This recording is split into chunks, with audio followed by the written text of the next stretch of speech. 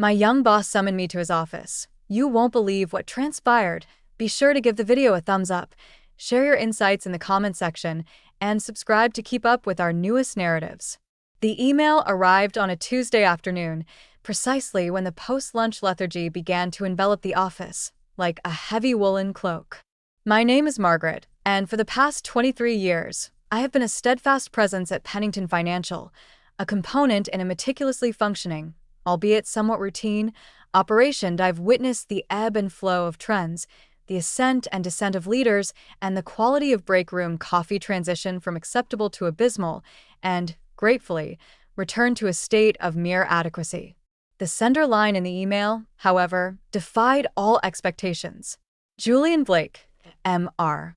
Astor, my superior, or, as many of us in the seasoned, a gentler term than older, demographic quietly perceived him, the young leader, A.T. just 32, Daniel shone with the brilliance of a freshly minted coin, armed with a prestigious MBA and a penchant for pacing as he spoke, reminiscent of a caged panther weighing its next calculated maneuver. 6 months had passed since he assumed control of the department, and his presence had undeniably shaken things up.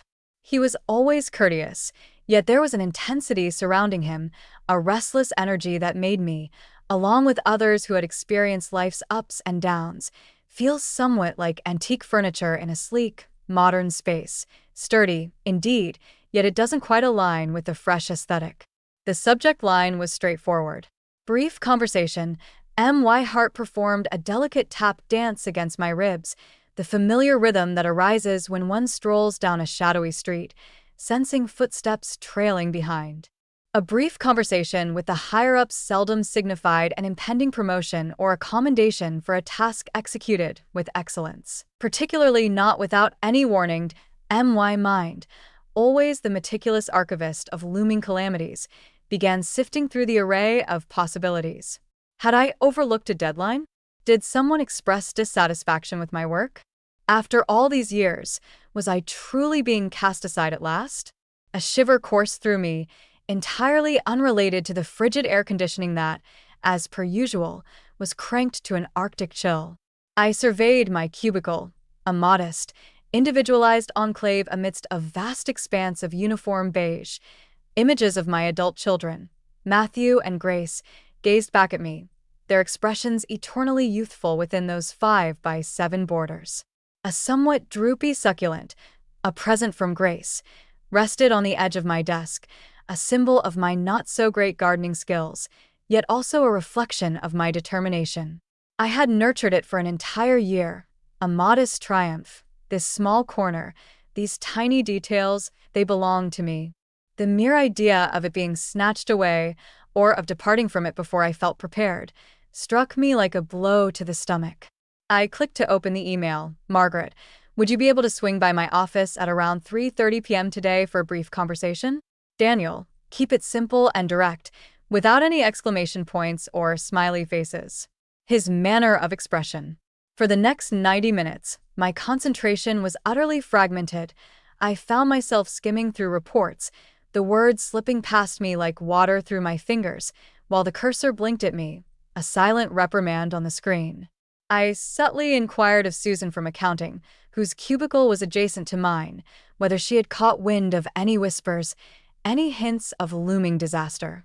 Carol, a woman renowned for her uncanny knack for uncovering office gossip, merely shrugged, her impeccably shaped eyebrows arching in a gesture of sympathy. "An word has reached me." "Hun," she had murmured softly. But you understand the nature of the youth, don't you? It might be something extraordinary, or perhaps it is simply void." Supportive Carol. Truly beneficial. At 3:28 p.m.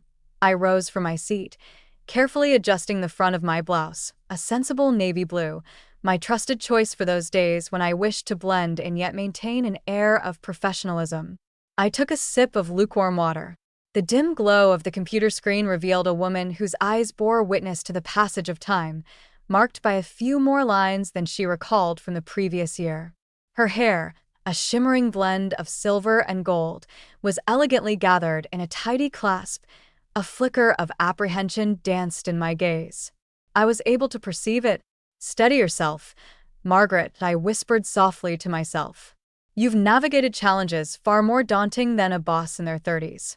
The journey to Julian Blake's office was, in terms of distance, quite brief. Just beyond the main corridor, past the buzzing photocopier, take a left at the rather uninspiring artificial ficus tree. His door stood third on the right. Emotionally, it resembled an arduous journey spanning a mile along a precarious tightrope. The corridor lay shrouded in an unsettling silence, each step upon the frayed carpet resonating with an intensity that felt almost exaggerated. The air was thick with the sharp aroma of industrial cleaner mingling with the remnants of stale coffee, a scent that encapsulated the essence of my daily routine. Yet today, it felt foreign, imbued with a subtle tension that lingered in the air. His office occupied the corner, boasting a larger window that framed the lively city street beneath, a perspective granted only to those positioned higher in the hierarchy. The door stood slightly ajar, a narrow beam of light spilling into the hallway.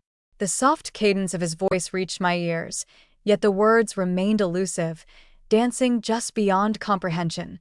Was he engaged in a phone conversation? Is it appropriate for me to knock? Hold on. My palm was damp and cool as I lifted it. I rapped gently, a tentative tap, tap, tap, step inside. Daniel's voice resonated, more distinct now and unexpectedly serene. With a gentle push, I opened the door and entered the room. Daniel's office stood in sharp relief against the worn decor that characterized the rest of the floor. The space exuded a contemporary elegance, characterized by its smooth gray walls and enigmatic abstract art that left me feeling somewhat perplexed. A substantial, dark wooden desk commanded the room, remarkably free of clutter, save for a laptop, an elegant pen holder, and a solitary framed photograph that remained elusive from my vantage point at the doorway.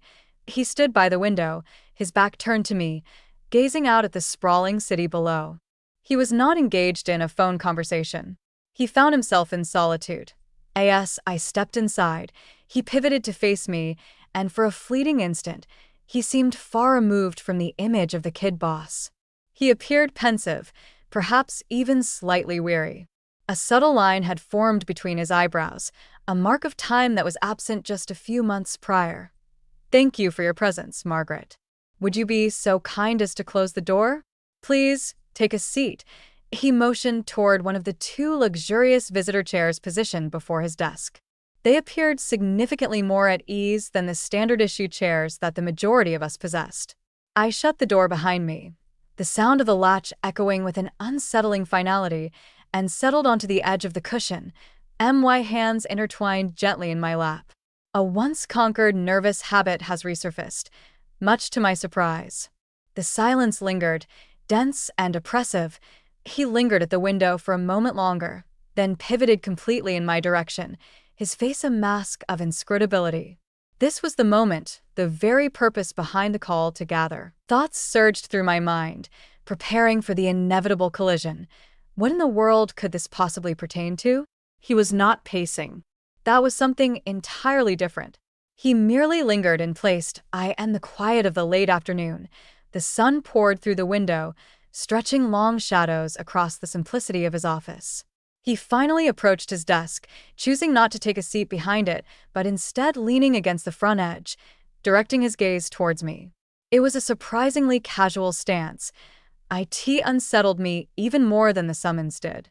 So, Margaret, he began, his voice soft, nearly tender. The tone was far from what I had anticipated, completely unexpected. He hesitated, and our gazes intertwined. They possessed an unexpectedly inviting hue of hazel.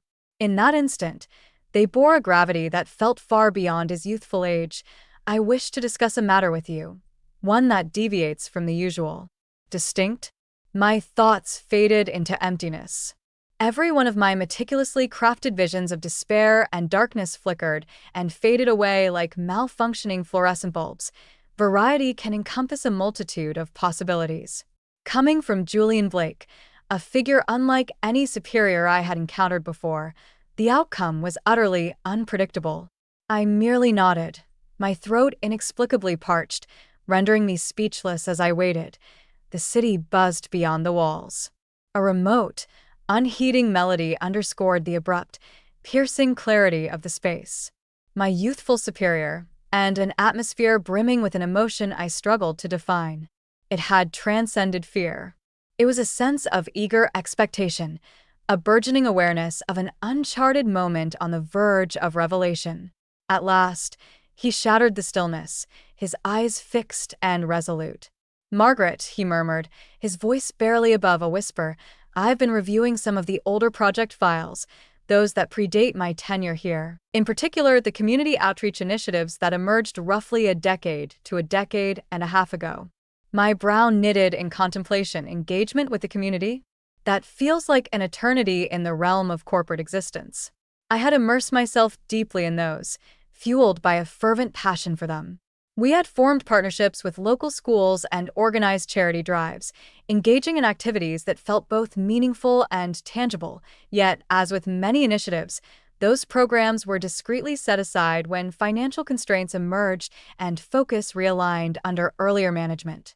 "Indeed," I uttered, my voice carrying a hint of weariness. "They linger in my memory, that I had the privilege of being part of the team that crafted several of those." Daniel inclined his head with a measured grace, a subtle, nearly undetectable smile gracing his lips. "I am aware that you were. Your name appears prominently throughout the archival reports. Not merely as a team member, Margaret, but in the capacity of a lead. The concepts, the foundation, much of it originated from you. This caught me by surprise. I had thought that all that effort, all that fervor had faded into obscurity, entombed beneath the weight of corporate upheaval and shifting strategic priorities."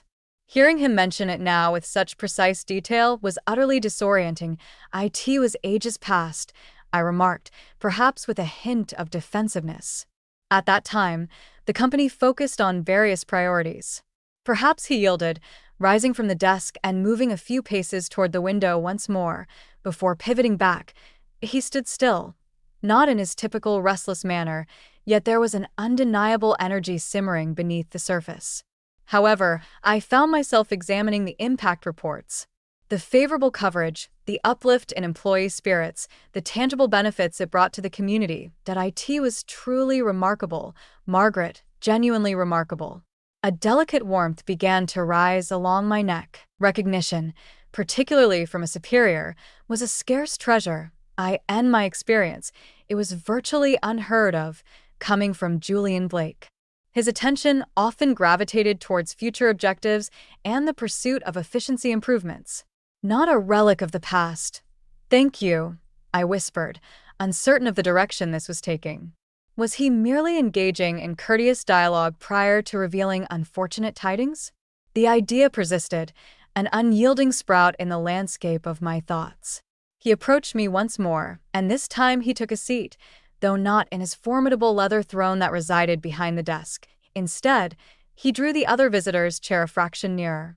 We found ourselves nearly knee to knee, crafting an unforeseen aura of intimacy within the expansive office. The rigid divide of the desk had vanished. As it unfolded, a portion of my unease started to fade, giving way to an emerging sense of wonder.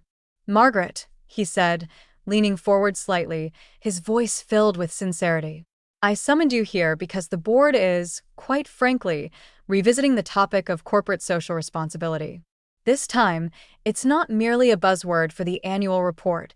It's evolving into something significant, something we must genuinely reinvest." My heart experienced a gentle flutter, this time not born of anxiety, but of something entirely different. What is hope? Anticipation? It was an emotion I had not linked to my professional life in quite some time. "They seek inspiration, a guiding path forward," Daniel pressed on. "Honestly, many of the proposals circulating today strike me as lacking in originality, overly conventional, and reminiscent of tired corporate jargon."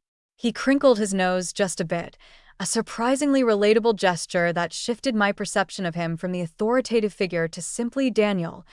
Yet, in the midst of my search, I stumbled upon those ancient files, your files, Margaret, and they revealed a depth that was anything but superficial. They possessed a profound spirit. They possessed depth. He paused, and his hazel eyes, which had always eluded my understanding, now appeared to flicker with a genuine spark of what I could only interpret as respect. "I understand you've held your position for quite some time," he remarked, his tone measured. "Your execution is commendable. Your dependability and efficiency are commendable." It is a sentiment echoed by many. "Here it comes," I mused. The qualifier, as I perused those reports, he continued. I found myself pondering, is your present position genuinely satisfying for you? Is everything utilized in this? He waved his hand in a loose manner, yet I understood he was referring to the creativity, the passion, the drive that had infused those bygone projects. The inquiry lingered in the space that separated us, strikingly candid, profoundly intimate. It was not an inquiry regarding my performance metrics or my compliance with company policy. It was a query directed at me, Margaret, the individual beyond the employee number. It emerged from the most unlikely source, the very last individual I would have anticipated to pose such a question. For years, I held the belief that those in management overlooked the depth of my contributions, fixated solely on my job title and the daily tasks I performed.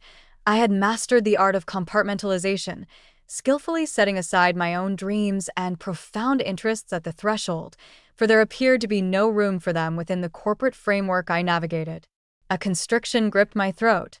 Is it truly satisfying? For an extended period, I concentrated on my competence, on establishing my indispensable presence in a subtle manner, that I had not summoned the courage to pose that question to myself with any volume. The compensation remained consistent. The advantages were favorable. In this economy, at my age, that was what truly mattered, wasn't it? Yet his words, that unforeseen recognition of a facet of myself I believed to be long forgotten, resonated deeply. I found great pleasure in that work. I found myself speaking in a tone more gentle than I had planned. It seemed as though we were truly impacting the world around us. "Exactly," Daniel said, his eyes sparkling with enthusiasm. "Making a difference. That is precisely what is lacking. That is what I aspire to restore." He reclined slightly, a pensive look gracing his features. "Listen, Margaret, this is precisely why I wish to have a private conversation with you for a moment. I would like to present a proposal. IT remains merely a concept, a notion I am shaping to share with the board. However, should it proceed, I can hardly imagine a more fitting individual to lead the charge." My thoughts were in a whirlwind. Lead the charge? Is it me? After all these years of silently fulfilling my role, of sensing that I was merely a figure in the periphery, could it be that he was indeed alluding to a new opportunity, one of great significance? The delicate strain that had permeated the room before was evolving, shifting into something vibrant, a surge of potential that I hadn't experienced in years. The office, which had once stood as a bastion of his power and my unease, now resonated with a sense of unforeseen possibility. The city lights started to twinkle beyond the window as dusk settled in. For the first time in what felt like an eternity, I sensed a flicker of that familiar light sparking to life within me. Daniel pressed on, his voice brimming with an infectious conviction. "I am contemplating the introduction of a new initiative, a specialized department devoted almost entirely to fostering meaningful community engagement and promoting sustainable practices. Beyond mere token gestures, we seek genuine, transformative initiatives. I require an individual to construct it from the very foundation. A person who comprehends our organization, resonates with our community, and possesses an authentic enthusiasm for this type of endeavor. An individual with a history of accomplishments, even if those achievements bear a bit of wear and tear." In that moment, he offered a smile, warm and genuine, that effortlessly disarmed me. I gazed at him, grappling with the magnitude of his proposition. Establishing a new department, with me at the helm? It resonated like a dream, a notion I might have conjured in my youth, during those more hopeful days, yet had ultimately cast aside as unfeasible, unattainable. The corporate landscape I was familiar with rarely provided opportunities for reinvention, particularly for someone who, by conventional standards, was approaching the latter stages of her professional journey. "Daniel," words escaped me, I faltered. the meticulously built barriers of my professional demeanor starting to disintegrate. This transcended the mere notion of employment. It was a matter of being acknowledged, genuinely acknowledged, for the talents and fervors I believed were hidden from view. That is a monumental endeavor. He nodded in agreement, his expression once more turning serious. It shall not come without its challenges. Challenges will arise. Resistance may be encountered, and bureaucracy will persist. Yet I firmly believe that what lies ahead is essential for the future of this company. It is not merely about our image. It speaks to the very essence of who we are, if I may be so bold as to say. He took a moment, then continued, and I have faith that you can achieve it, Margaret. I came across it in those aged reports. The vision, the careful orchestration, the passion. It's all present and palpable. The term heart echoed profoundly. It was a term seldom uttered in the corridors of corporate discourse, a term I had meticulously shielded, preserving that facet of my identity apart from my professional existence. Hearing him employ it to recognize that fundamental aspect of humanity was deeply touching. It was as though a window had been flung wide in a cramped space, allowing a surge of crisp, invigorating air to sweep in. What precisely would this role involve? I inquired, my voice trembling yet tinged with a burgeoning sense of determination. My mind, once ensnared in anxiety, now surged with a vibrant and exhilarating energy. The excitement of an obstacle, the ignition of a renewed ambition. Daniel leaned forward once more, his excitement unmistakable. Therein lies the allure, Margaret. Your definition shapes it significantly. Your role would encompass the development of the strategy, the identification of partner organizations, and the formation of a small team. Certainly, you would have a budget in place, along with my unwavering support. You would be influencing the manner in which Pennington Financial contributes to the community, forging connections with the world that lies beyond these office confines. He observed me, his eyes unwavering, letting his words permeate the air. He wasn't imposing on me, merely presenting a possibility, an invitation, the intricate power dynamic that existed between us. The youthful leader and the experienced worker appeared to have momentarily found common ground, transformed into two peers embarking on an exhilarating new journey. The admiration I sensed from him was reflected in a burgeoning admiration I found within myself for him. He had transcended the role of merely being the kid boss.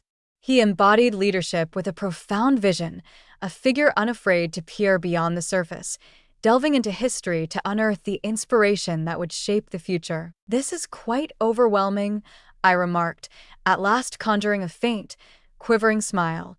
Your words have undoubtedly sparked some contemplation, Daniel. I understand, he said softly, and there's no need for a response at this moment. Allow yourself the luxury of time, ponder over it, and engage in conversation with your family if that feels right. His eyes flickered to the framed photo resting on his desk, a fleeting, nearly instinctive motion. Though I remained unable to fully grasp it, it added another layer of humanity to his character. This transcends the realm of a mere new project, Margaret. This is an opportunity to forge a lasting legacy for yourself and for the organization. A legacy, the term lingered in the atmosphere, glistening with meaning. For years, I believed my legacy would merely consist of a testament to my quiet competence, a chronicle of tasks deftly accomplished.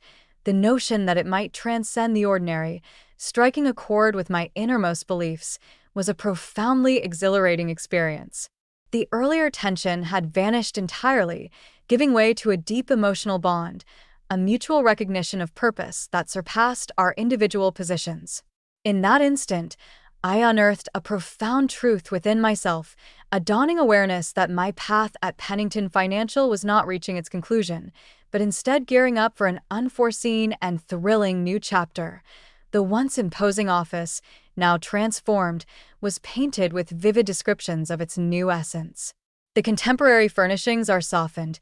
The urban panorama beyond transforms from a mere emblem of corporate dominance into a landscape brimming with potential.